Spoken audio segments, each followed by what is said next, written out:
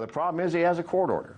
The judge can send federal marshals armed with AR-15s into his office. What can they do? I don't know. They're going to have to make his programmers work to create this back door. I don't know how they're going to do that. You say, sit down, do the coding, or we're going to shoot you in the head? I don't know. It will still take time. What frightens me even more about this is that a federal judge in America is so illiterate in cybersecurity that they would allow this order to go through.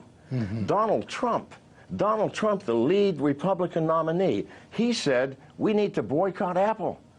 You have no idea how much that terrified me. That someone who probably will be the Republican frontrunner has zero understanding of the larger issues of cybersecurity by saying, hey, Apple should do this, which puts America at enormous national risk.